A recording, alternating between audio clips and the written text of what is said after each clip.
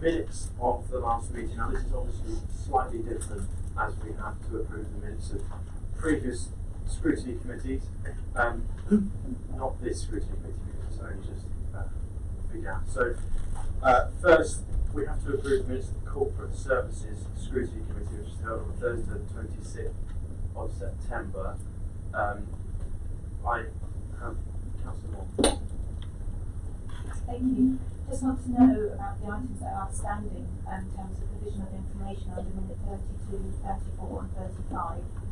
So that relates to the cost of the closures of the toilets, public toilets, and also the data from the loss of income in relation to free car parking on Thursday nights, information in relation to ZCAT, and update on the health and safety information in relation to quality impact.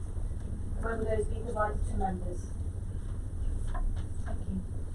Thank you. That has been duly noted and has been passed off. This is a comment back.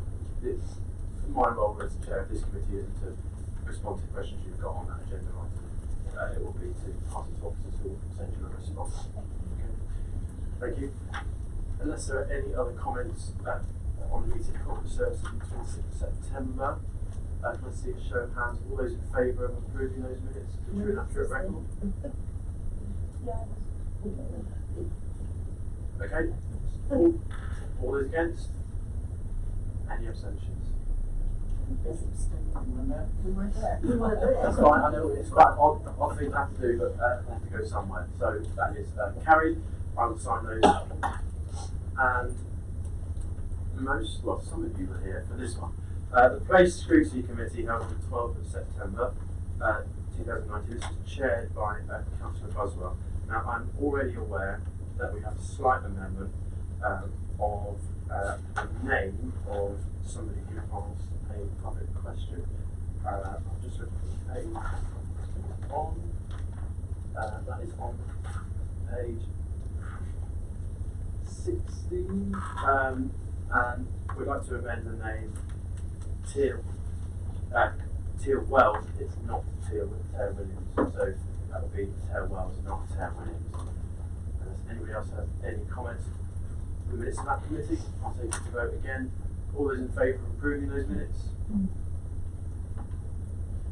Any against? Any abstentions? That is carried. I shall sign those. Excellent. Item number 3, council is reminded to declare any pecuniary, disposable pecuniary interest at the time, and of course we will have a register of interest which is available to the public. Item number 4, we have no part 2 items, so there is no need, thankfully I think this evening, to exclude any members of the public from tonight's proceedings. Which leads us on to item number 5. Now, we have a question from the public under Standing Order 19. And I would like to invite Ms. Jonathan Burns to the committee. If you'd like to take a seat here, Mr. Burns. And Councillor Popfall would like to sit next to Mr. Burns. Great.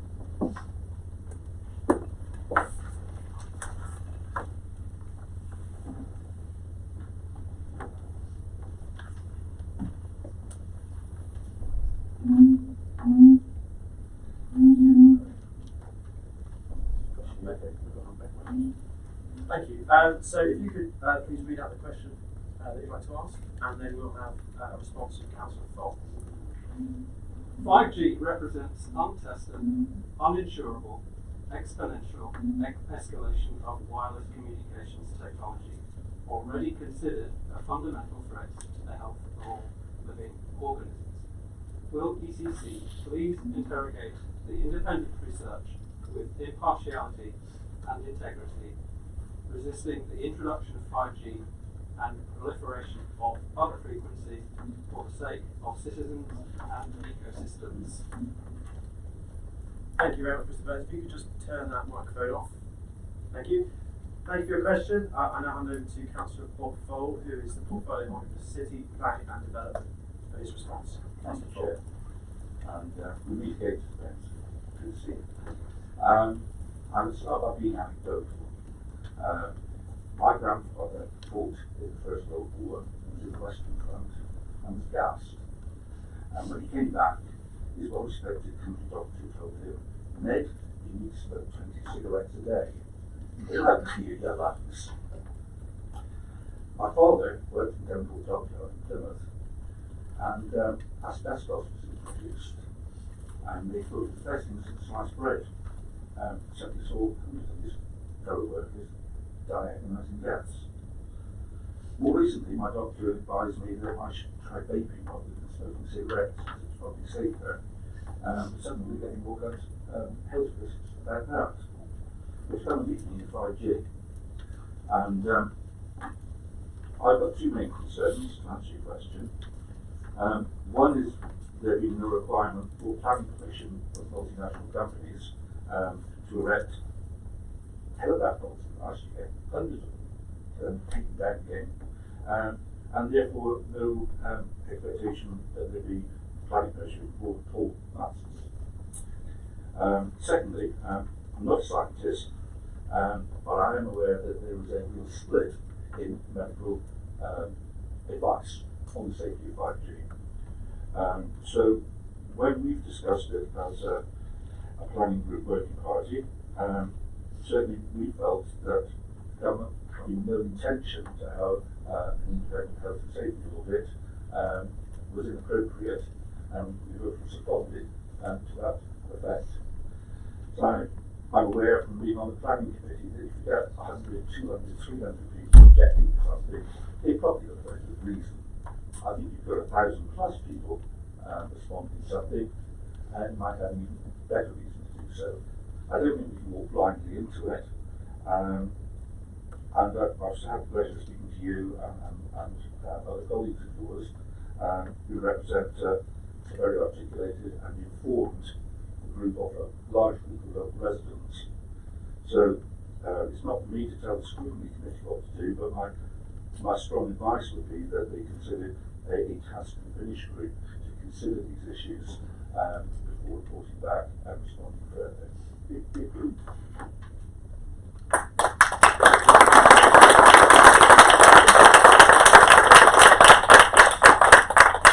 Thank you, Councillor Fogg, for that response. Now, Mr. Burns, you are entitled to one supplementary question relating to Councillor Fogg's response. So, over to you. Thank you for your response. And what I can say to that is, would you be happy to view our availability as on tap for any of the scrutiny? We would be happy to be available for that. I'm sure the chair of the Scrutiny Committee will recognise that and invite you as appropriate to. Excellent, thanks very much, Mr. Burns, again for your question, and Councillor Fogg, thank you very much.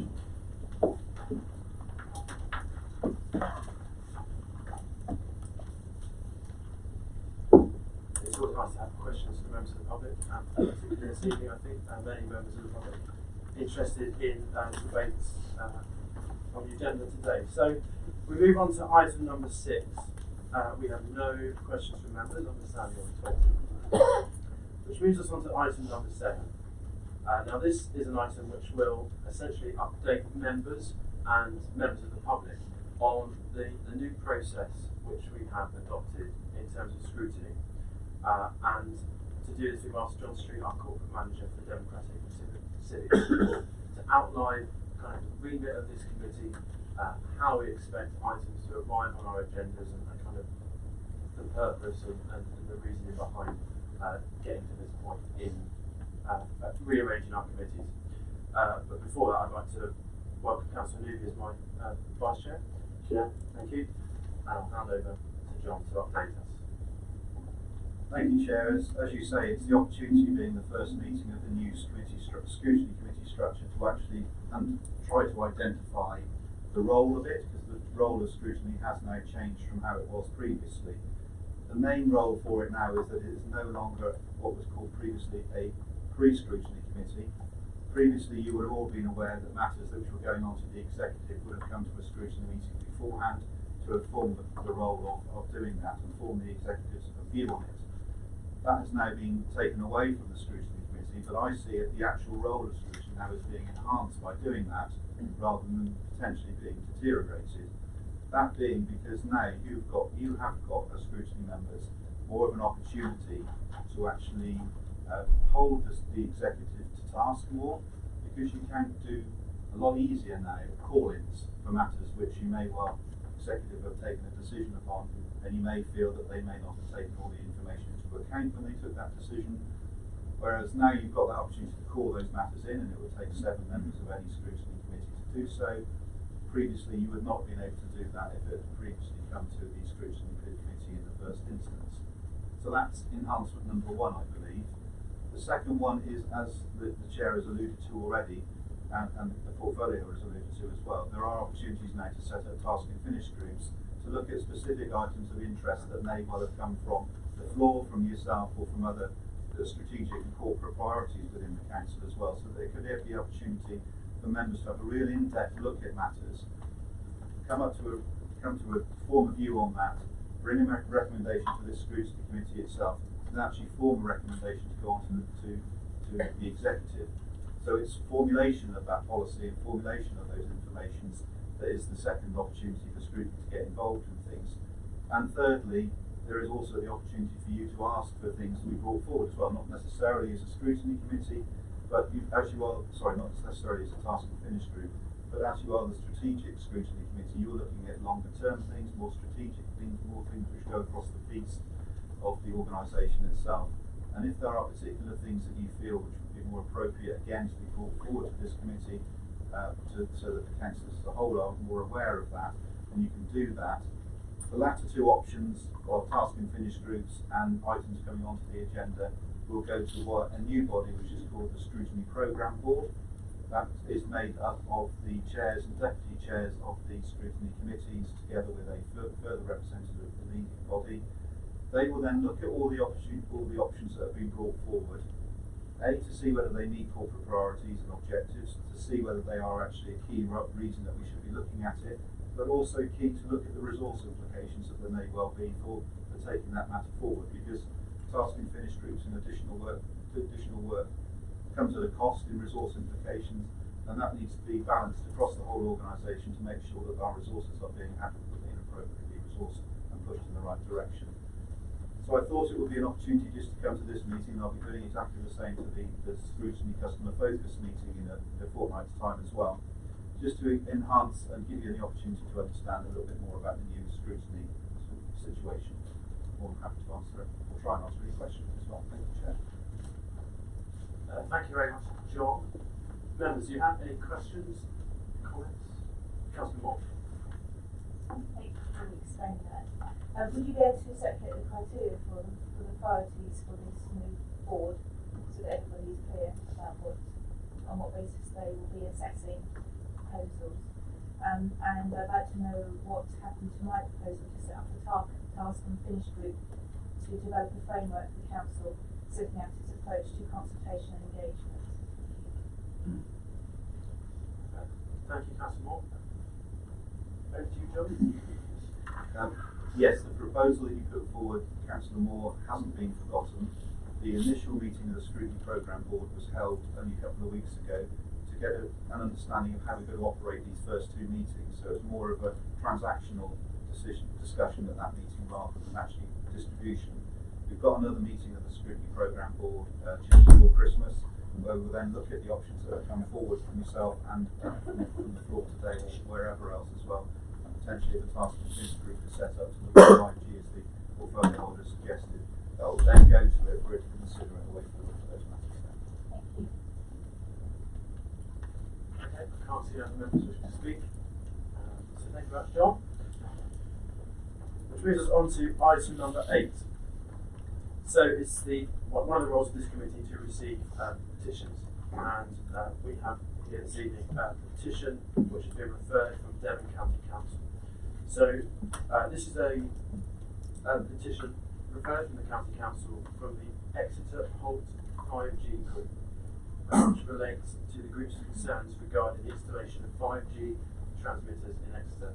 The petition has included an appeal to postpone the rollout of 5G in Exeter, pending the outcome of an independent investigation. Now, Devon County Council has referred the petition received in hard copy to the City Council as a district council with responsibility for planning permission in the city.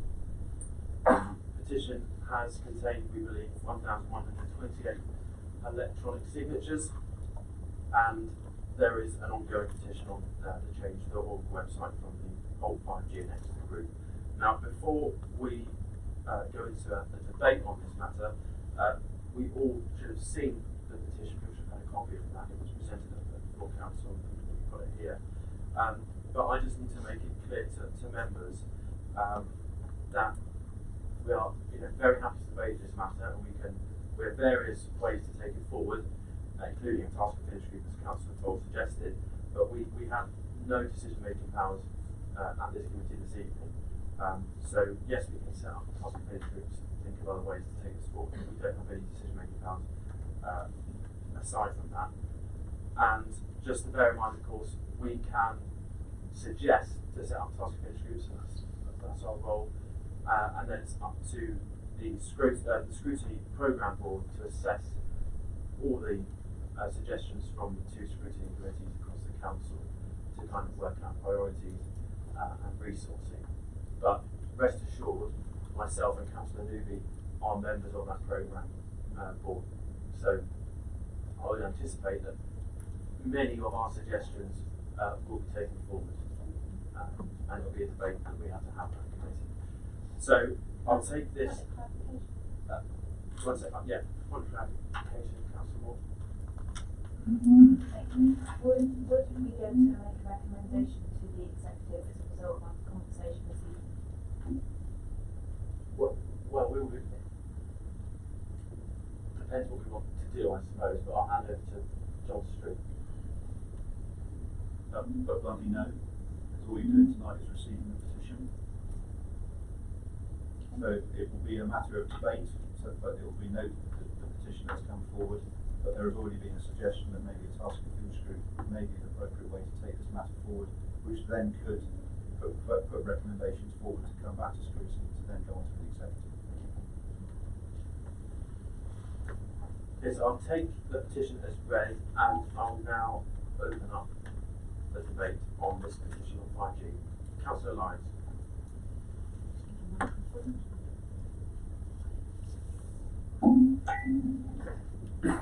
Yeah, I mean, like a lot of people, I'm not a scientist, and I'm very wary of this. It's interesting, a few days ago I had a conversation with somebody who was probably one of the people who did this petition, to convince me that it was something we didn't need. Half an hour later I had a conversation with somebody else who told me completely the opposite thing. So I don't think we know enough about 5G and what it's doing, what it will do in the future. I don't think a lot of people do. And I therefore think that task and fringe group is something we need with people who have got the scientific knowledge to pull out the bits of what's in there. Because I can read what we've got, and I can see that Exeter isn't supposed to be having 5G for at least 2 years, but we need to be active now to make sure that we do the right thing when it is proposed for the city. So I would suggest that we do have a task and finish group, but make sure it's people who really understand the scientific stuff, because I don't. Thank you very much.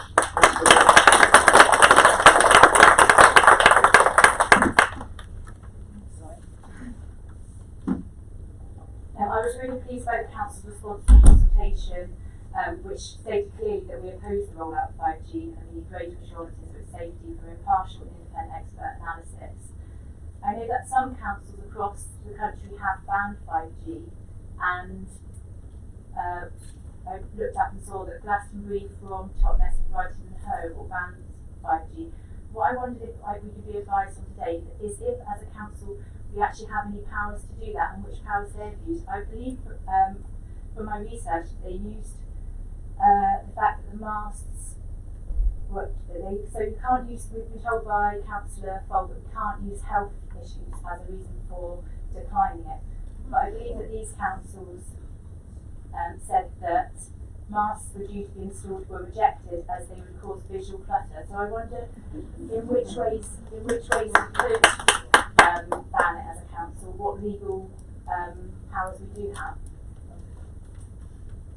Thank you very much. It's obviously a grey area. The only thing I'm aware about is that the government, the national government, has a commitment to roll this out by 2027. I will refer to our officer on this. Bindley, thank you. Thank you, Chair. So, with your papers tonight, councillors will have been circulated under Agenda Item 8. A briefing note just giving some of the context in terms of decisions as a council we can and can't take. As you've already rightly said, in terms of health grounds, we'd be in a difficult position because we're not the health authority, so we would tend to take our decision from places like Public Health England. We have a limited role as a planning authority, so if there was plans for installation which include, for example, putting up masks which are on our property, that's something that would come through the normal planning process, but it really is limited to our planning role. Thank you very much. So, Councillor Diamond. Thank you. The petition was referred by Devon County Council to Exeter City Council, and there's been a lot of discussion that Devon County Council may or may not have installed 5G on the lampposts. So I just want to know if that is the case or is not the case, that those have 5G has been installed or is 5G enabled. Again, that's something that I presume our officers will know, although it isn't necessarily our authority. Mr. Bartram? Okay, so from our discussions with the county, what they have is it's not 5G, it's not 5G enabled. It's called a lot of local authorities who are the highway authority have a street lighting system that they can remotely monitor and remotely control. So it's a very low-powered wireless system, but it's not even 3G. It's a very low-powered wireless system. I can get you details if you want. I've got some information from our county colleagues. Thank you. Thank you very much. Councillor Patterson.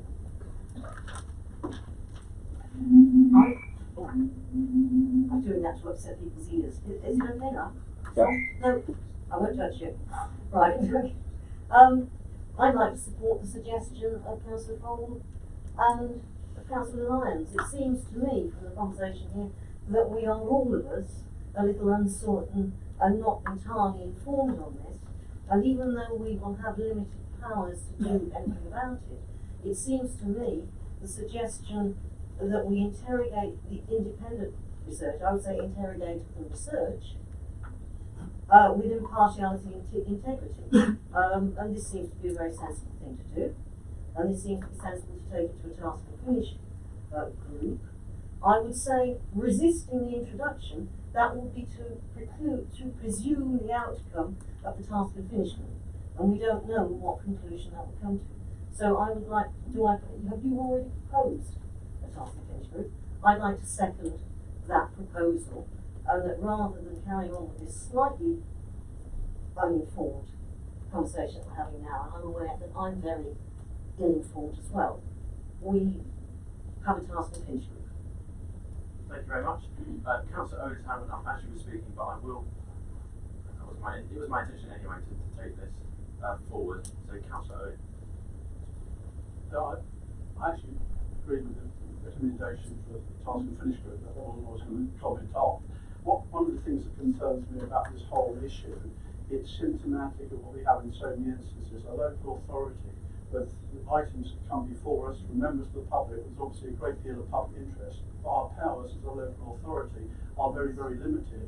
We are not able to properly represent the members of the public that elect us to this council in the first place. So, I hope that members of the public will take this on board seriously, that we will do our best to serve them, but our powers are very limited indeed, and I do wish that would change very quickly. And again.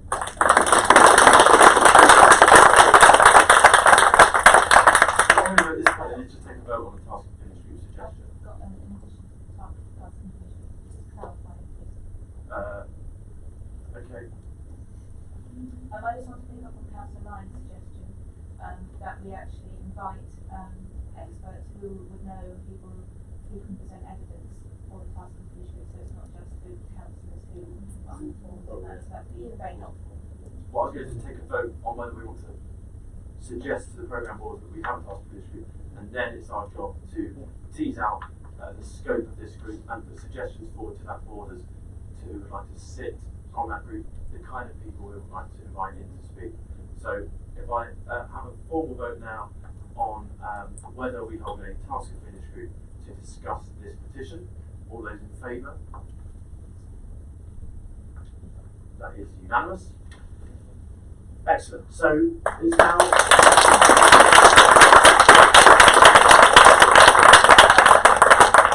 It's now our role, and I will say again, we are only suggesting to the programme board that we do this, but as I'll say again, I count myself and Councillor Newby are on this board, so I would, give you a nudge in the week and say, yeah, probably we'll go forward. What would you like this group to look like? We've got to bear in mind political makeup of the council. So in my mind, it would seem sensible to have 3 Labour councillors, 1 Conservative councillor, and 1 member of the Progressive group. We usually have around 5. John, is that right? One task and finish groups. So if that's agreed, if the committee are broadly happy with that, that's kind of, we have a precedent for this number of people in the task and finish group. If we're happy with that, I would prefer it really if we had people from this committee wishing to sit on the task and finish group. So with the numbers I've just said in mind, 3 Labour, 1 Conservative, 1 Progressive member, I would like volunteers. Yes, Chair. Councillor Newby, excellent. And this is very useful because we were hoping to have vice chairs of these committees in leading task and finish groups in terms of the new constitution. So we'd like to start that off. Maybe it's not written in the constitution, but we'd like that probably to go forward as a precedent. So these are only suggestions. Councillor Newby, as probably the chair of this task and finish group. I saw Councillor Jemima Moore.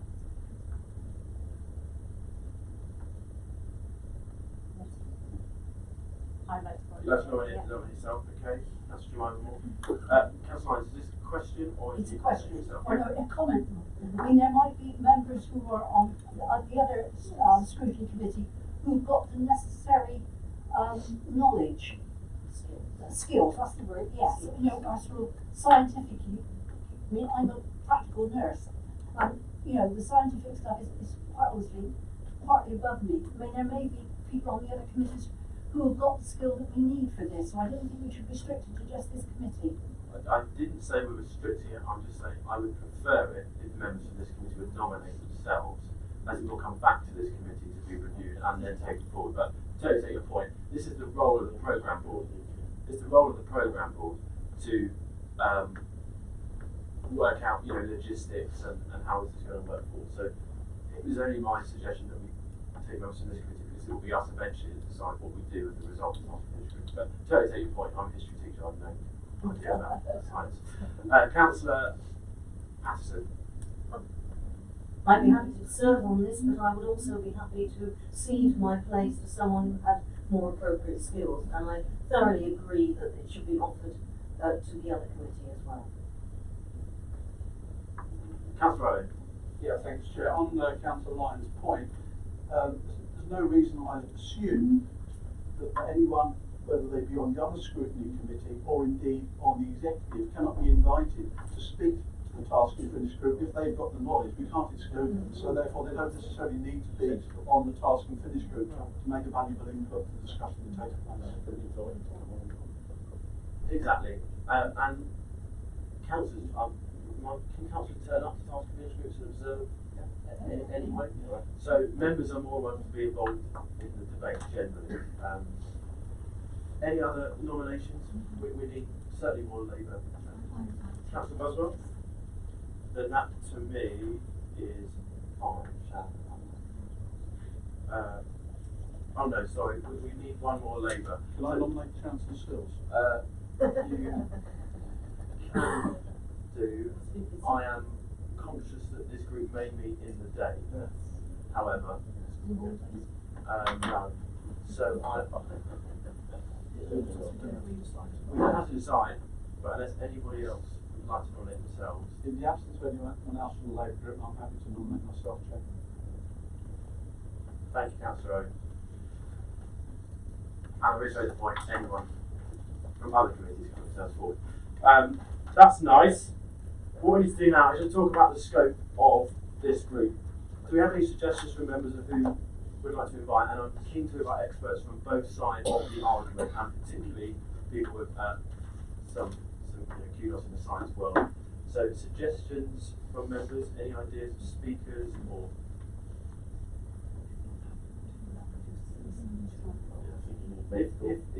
Councillor Moore? Ladies first.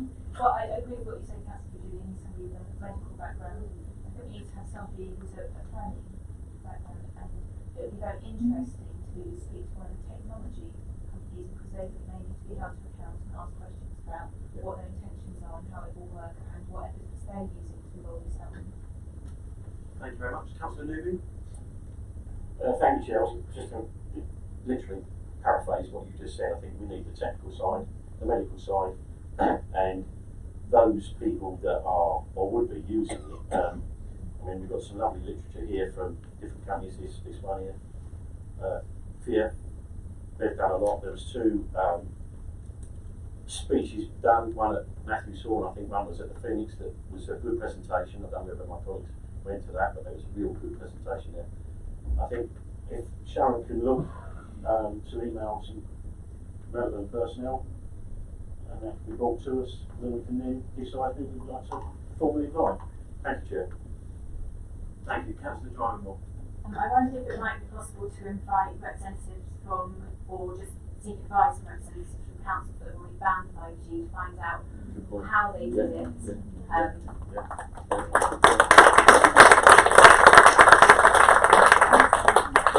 Thank you very much. They're really useful suggestions, and I'll be taking forward to the programme board. In terms of the scope, John, what's the usual time length of these kind of task force groups? And in that one, what would you expect this task force group to look like in terms of number of meetings? I think the first thing to say is this task finish group won't be set up overnight. If you're going to be seeking all these potential experts to come along, and you're going to have to try and find a diary date for them to come along, and it will be coming into the new year before the meeting starts taking place. Task and finish group range. We can have individual meetings where you just have a spotlight review on something, but I suggest that maybe because of the depth of this issue, it's more likely to be 3 or 4 meetings over a period of 2 or 3 months potentially, to then come back to this scrutiny committee with recommendations. So I would suggest that probably not, by the time we get it off the ground and find the appropriate people to come along, it'll be into the new year before it starts, and then maybe 2 or 3 months after that before it actually comes back to this committee, if we can get it sorted in that sort of length of time. Brilliant. And then there's happy to kind of use that as a way forward to suggest the programme board. Okay, Councillor Moore? Can I just check that wouldn't mean that we miss any rollout deadline, because it's quite long, no rollout planned, is there, for a long time? So we would. No, remember, we as an authority don't have any decision making powers necessarily. The government policy is 2027, so I hope our ministry will have wrapped up by then. Yeah, but I'm sure it will be rolled out for January, February time.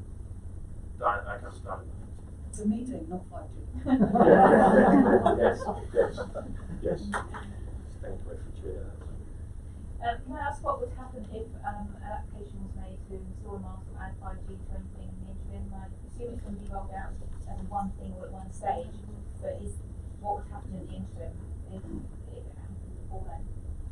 I'll refer to officer. If there was a requirement for planning permission for a mast or for any apparatus, then that would go through the normal planning process. Excellent. Well, if we're all broadly happy with those suggestions, we will discuss them all. We have a second meeting of the programme board in December, so the results of that will come to our meeting in January, I'm sure, probably.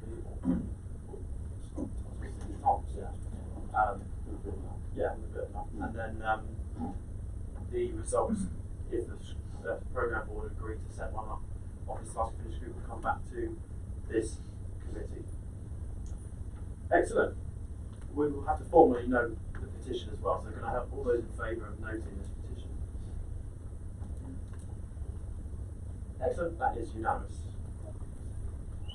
Okay, it brings on to our final item for this evening, which is item number 9. So as John outlined, we are kind of in the early days of this scrutiny process.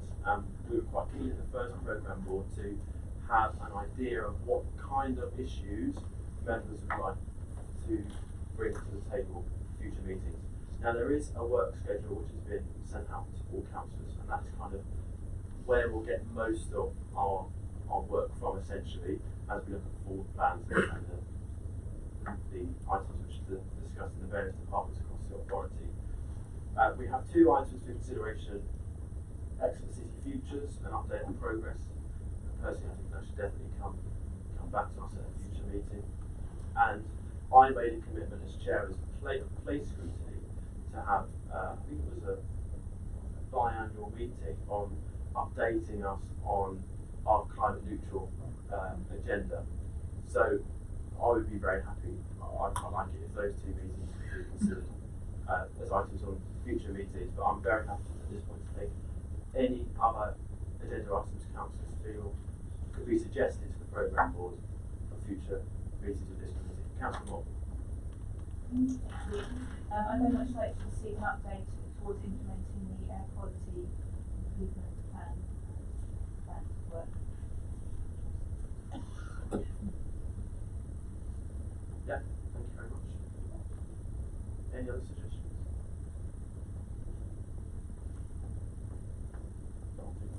No, that's fine. And as always, Sharon will be more than willing to receive emails or suggestions, I'm sure. Excellent. Thank you very much. We will meet again on Thursday, the 16th of January 2020.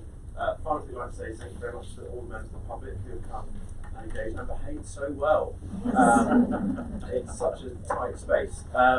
Thank you very much. It's nice to have so many of the public, members of the public engaged in what we're doing. Thank you, members. See you in